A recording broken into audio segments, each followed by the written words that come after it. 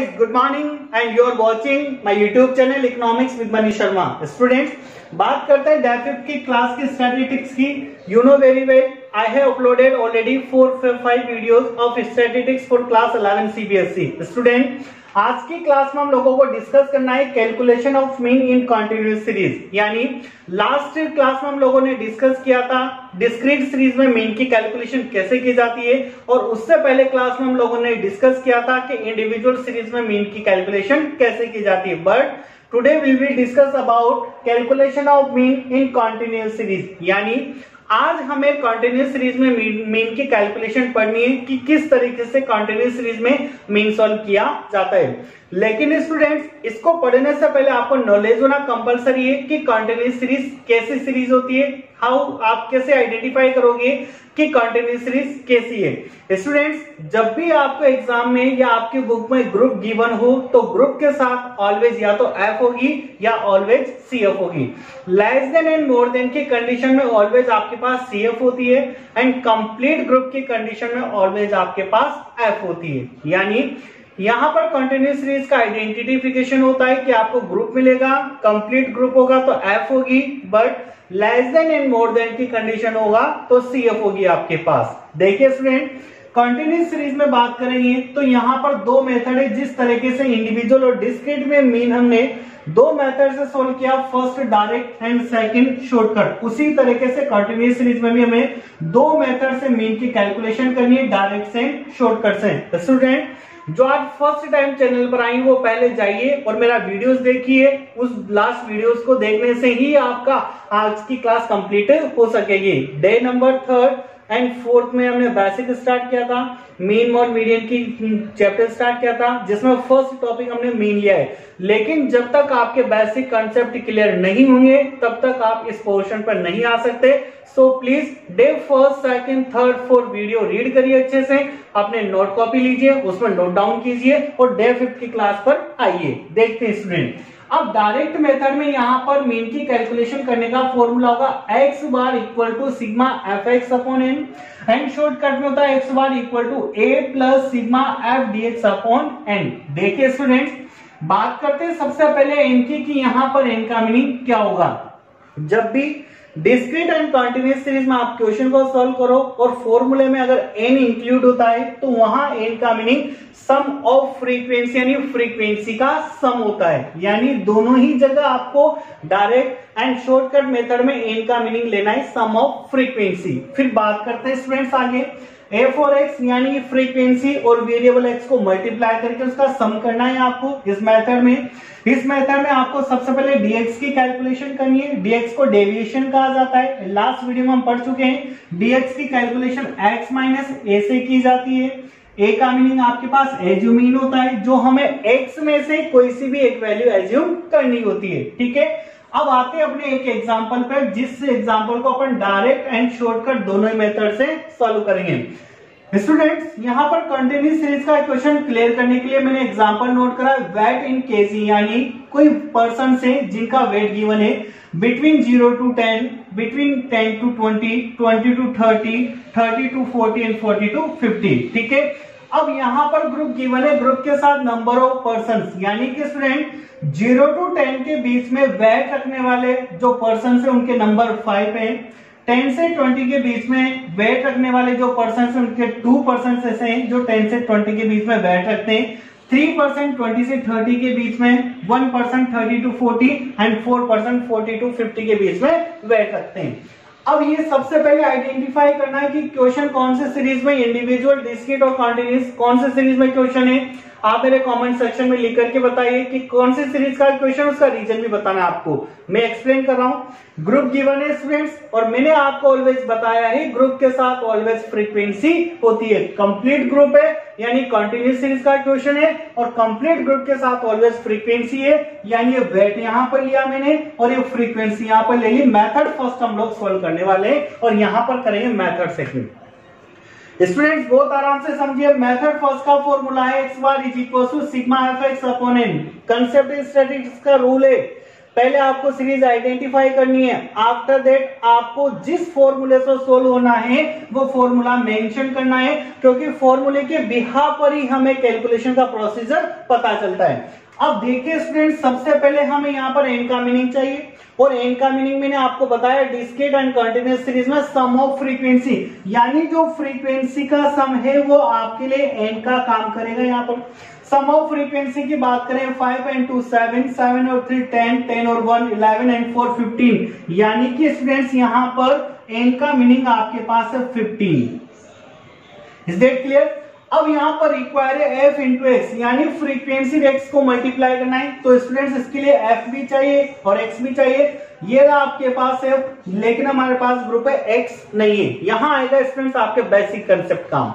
मैंने आपको basic concept में सिखाया था, कुछ बोला था कि कुछ क्वेश्चंस ऐसे होते हैं जो डायरेक्ट ग्रुप से सॉल्व नहीं होंगे, ग्रुप के बिहाफ पर हमें उनको मिड वैल्यू में कन्वर्ट करना पड़ेगा, और मिड वैल्यू हमारे लिए एक्स का काम करेगी। सेम वही बेसिक कंसेप्ट हमारा यहां पर अप्लाई होगा कि according to formula we required F and X, so already we have frequency but we don't have X, हमारे पास एक्स नहीं है। In that condition first of all we have to calculate X from the behalf of group, यानी group के behalf पर हमें x calculate करना है, और एक्स का मीनिंग होता है मिड वैल्यू, यानी अगर आप किसी भी ग्रुप को मिड वैल्यू में कन्वर्ट करते हो तो वो आपके लिए एक्स का काम करेगी। मिड वैल्यू का फॉर्मूला बताया था आपको, lower limit plus upper limit upon 2, यानी L1 प्लस L2 अपॉन 2। तो देखिए स्टूडेंट, L1 0, L2 10, यानी L1 plus L2 upon 100, 0 plus 10 upon 2, 0 plus 10 upon 2 equal to 5, 10 plus 20 upon 2 equal to 15, 20 plus 30 upon 2 25, 35 and 45। Student, ये आपके पास mid value convert हुई। अब according to formula हमें F और एक्स मल्टीप्लाई प्रोडक्ट चाहिए। आपके पास एफ और एक्स आप कैलकुलेट कर चुके हो, देन आप एफ इंटू एक्स का प्रोडक्ट यानी मल्टीप्लीकेशन कर सकते हैं।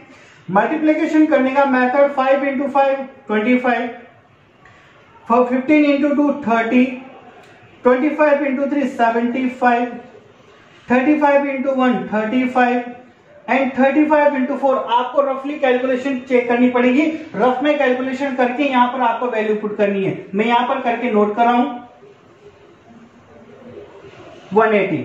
स्टूडेंट्स, ये आपके पास एफ एक्स आया 180 और 180 का सिग्मा यानी सिग्मा एफ एक्स निकालना है आपको, इसका सम करना है।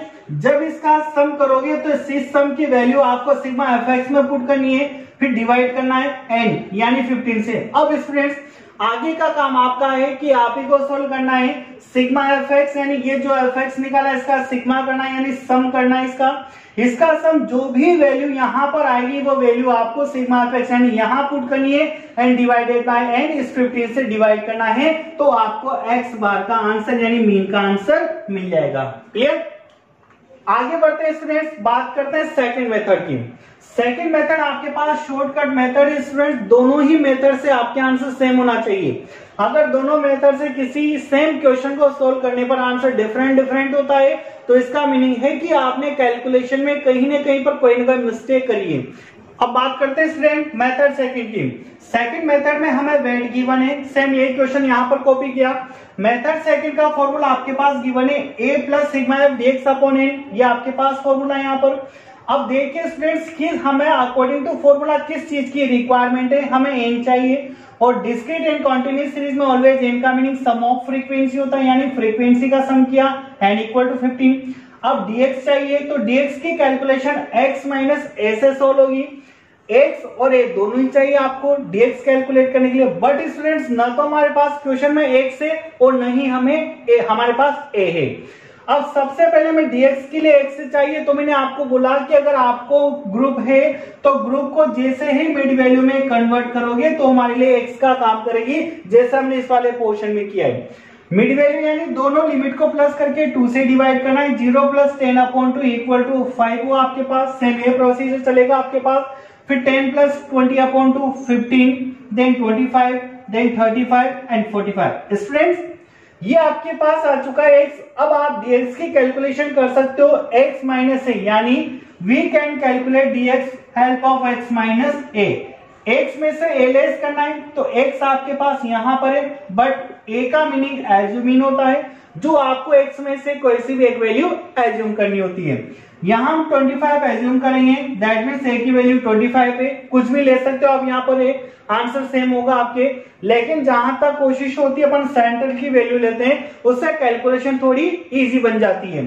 अब हम बात करें dx की, तो x माइनस a, x आपके पास है, a की वैल्यू आपने 25 ली, यानी x में से a को लेस करना है तो 5 minus 25 minus 20, 15 minus 25 minus 10, 25 minus 25 0, 35 minus 25 10 and 45 minus 25 20। ये हुआ स्टूडेंट्स आपके पास dx। अब according to formula we have to make product f and dx, यानी हमें f और dx का प्रोडक्ट करना है, मल्टीप्लाई करना है।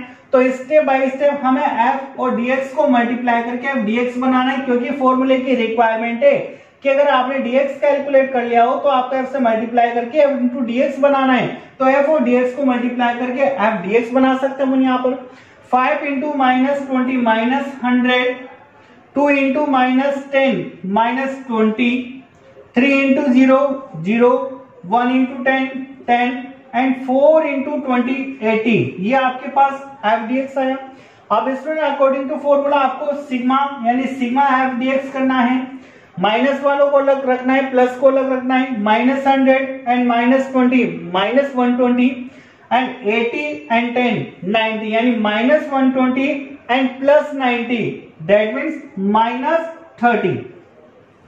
अब स्टूडेंट्स हमें फॉर्मूले में वैल्यू पुट करनी है। यहाँ पर फॉर्मूले में वैल्यू पुट करेंगे तो a की वैल्यू आपके पास 25 एज्यूम किया था आपने, प्लस सिग्मा एफ डीएक्स की वैल्यू माइनस में, तो ब्रैकेट में मेंशन करनी है आपको, sigma F DX minus 30 upon n की वैल्यू 15। तो students 25 and plus minus minus 30 से 15 टू टाइम कैंसिल होता है, 25 माइनस 2 23 आपकी यहाँ पर आंसर होगा।